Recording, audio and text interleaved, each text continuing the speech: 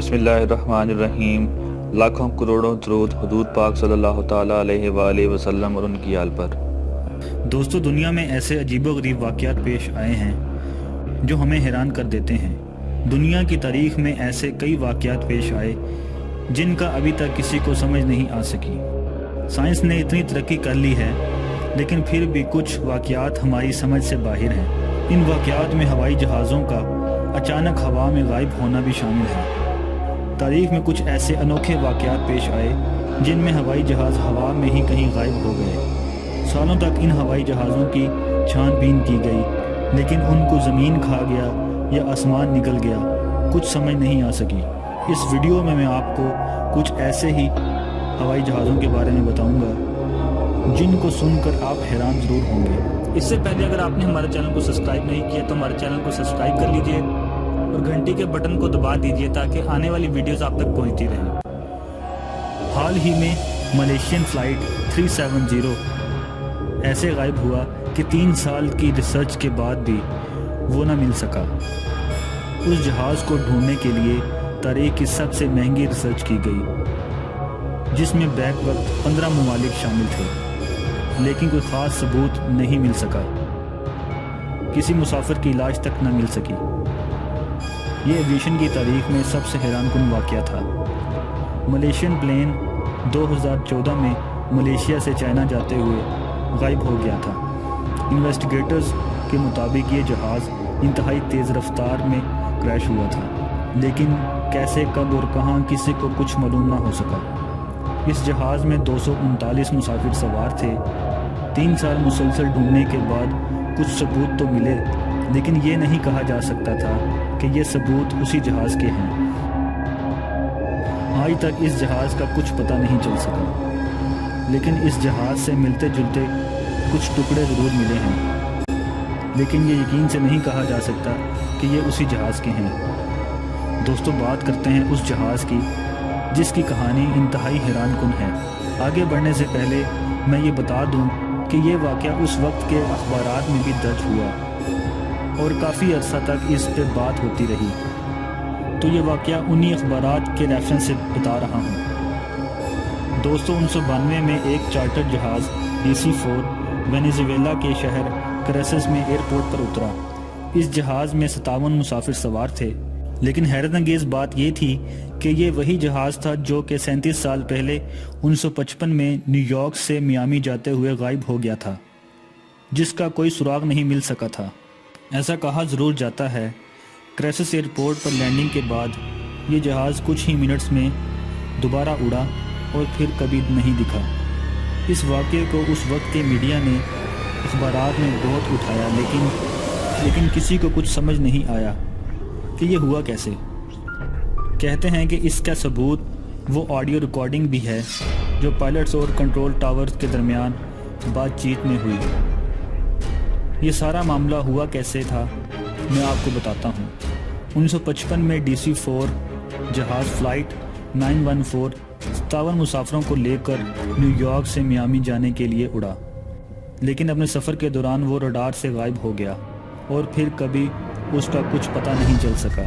اس جہاز کی کافی تلاش کی گئی چونکہ 1955 میں ٹیکنالوجی اتنی ایڈوانس نہیں ہوئی تھی، اس لیے جتنی ممکن ہو سکی اس جہاز کی تلاش کی گئی اور پھر یہ مان لیا گیا کہ یہ جہاز سمندر میں گر کر تباہ ہو گیا۔ دوستو، اس بات کو 37 سال گزر گئے تھے اور دنیا اس جہاز کو کب کی بھول چکی تھی لیکن 22 مارچ 1992 کو کچھ ایسا ہوا جس پہ ابھی بھی یقین کرنا مشکل ہے۔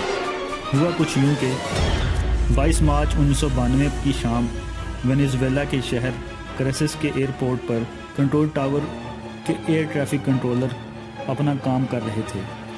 دوستو، ایئر ٹریفک کنٹرولر وہ لوگ ہوتے ہیں جو ہوا میں جہازوں کی ٹریفک کو کنٹرول کرتے ہیں تاکہ باقی جہازوں کے ساتھ ٹکرا نہ جائیں۔ ہوا کچھ یوں کہ ایئر ورکر اپنا کام کر رہا تھا کہ اچانک اس سے کسی جہاز کے پائلٹ نے رابطہ کیا۔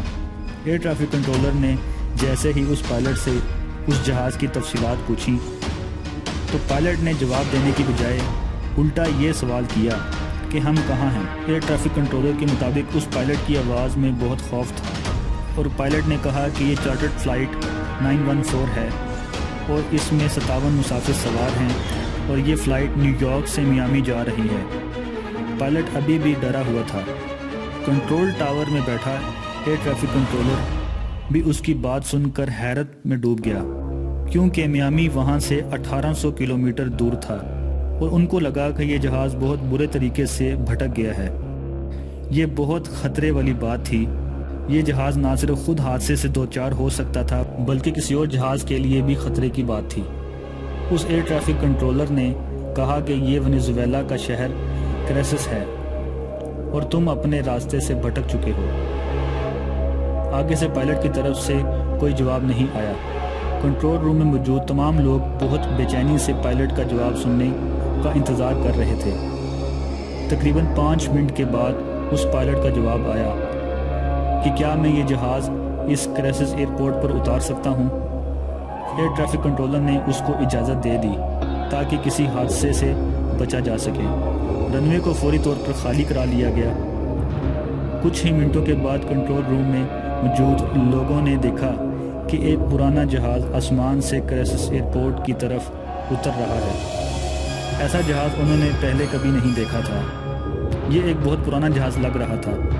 اچانک اس جہاز کے پائلٹ نے پھر سے رابطہ کیا۔ اندر بیٹھے پائلٹ کی آوازیں آنا شروع ہو گئیں۔ دونوں پائلٹ آپس میں بات کر رہے تھے۔ یہ کیا ہے؟ تبھی ایک پائلٹ نے اس سے کہا، یہ فلائٹ نیو یارک سے آئی ہے اور اسے میامی ایئرپورٹ پر 9:55 پر 12 اگست 1955 کو اترنا ہے۔ کنٹرول روم میں بیٹھے ایئر ٹریفک کنٹرولر نے حیرانی سے جواب دیا کہ تم کیسی باتیں کر رہے ہو؟ یہ 21 مئی 1992 ہے۔ پائلٹ نے آگے سے حیرانی سے چیخ کر کہا، او مائی گاڈ۔ کنٹرول روم نے ان کو پینک نہ کرنے کو کہا اور جہاز کو اتارنے کو کہا۔ جہاز اب لینڈ کر چکا تھا۔ کنٹرول روم نے پائلٹس کو کہا وہ اپنے گراؤنڈ کرو کو ان کی مدد کے لیے بھیج رہے ہیں۔ گراؤنڈ کرو فوراً جہاز کی طرف بڑھا اور جہاز کے اندر چلے گئے۔ ان کے مطابق جب وہ پائلٹس کی طرف بڑھے تو پائلٹس نے کہا کہ نہیں، تم ہم سے دور رہو اور ہم یہیں سے ابھی جا رہے ہیں۔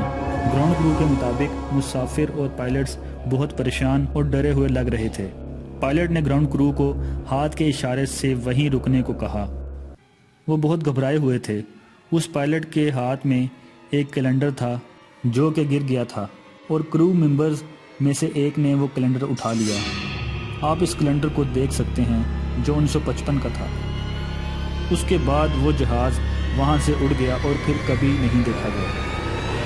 دوستو، جیسا کہ میں نے پہلے بھی بتایا کہ اس واقعے پر یقین کرنا مشکل ہے، لیکن یہ اس وقت کے اخباروں نے یہ واقعہ رپورٹ کیا اور اس واقعے پر کافی ڈسکشن بھی ہوئی۔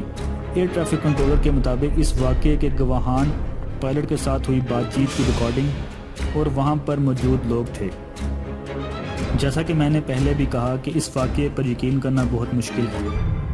دوستو، PIA کا ایک جہاز بھی ایسے ہی غائب ہوا تھا اور آج تک نہ ہی اس جہاز کا اور نہ ہی اس کے مسافروں کے بارے میں پتہ چل سکا کہ وہ کہاں گئے۔ 25 اگست 1999 کو تقریباً 7:36 پر PIA کا فوکر طیارہ F-27 جہاز فلائٹ 404 گلگت سے اسلام آباد جا رہا تھا۔ اس جہاز میں 49 مسافر اور 5 کرو ممبرز سوار تھے۔ یہ وہی روٹ تھا جس پر حال ہی میں PIA کا ایک جہاز گر کر تباہ ہو گیا تھا۔ 7:30 پر اس نے اڑان بھری اور اڑان بھرنے کے صرف 4 منٹ بعد پائلٹس نے کنٹرول ٹاور سے رابطہ کیا۔ یہ رابطہ نارملی ہر پائلٹ اڑان بھرنے کے بعد کرتا ہے، لیکن یہ رابطہ پائلٹس کی طرف سے آخری رابطہ تھا۔ اس کے بعد یہ جہاز ریڈار سے غائب ہو گیا اور پھر اس کا کچھ پتہ نہیں چل سکا۔ پاک آرمی کی مدد سے اس جہاز کو ڈھونڈنے کی بہت کوشش کی گئی۔ خاص طور پر دنیا کے سب سے اونچے پہاڑوں میں سے ایک ننگا پربت کے ارد گرد کافی ڈھونڈا گیا، لیکن اس جہاز کا کوئی ٹکڑا بھی نہ مل سکا۔ کہا جاتا ہے کہ یہ جہاز ہمالیہ کے اونچے برف پوش پہاڑوں میں کہیں گر کر تباہ ہو گیا ہوگا۔ دوستو، امید کرتا ہوں کہ آپ کو یہ ویڈیو اچھی لگی ہوگی اور آپ کی معلومات میں بھی اضافہ ہوا ہوگا۔ جزاک اللہ۔ اگر آپ کو ہماری ویڈیو پسند آئی ہے تو اپنے دوستوں کے ساتھ شیئر کیجیے اور مزید اچھی ویڈیوز کے لیے ہمارا چینل سبسکرائب کیجیے۔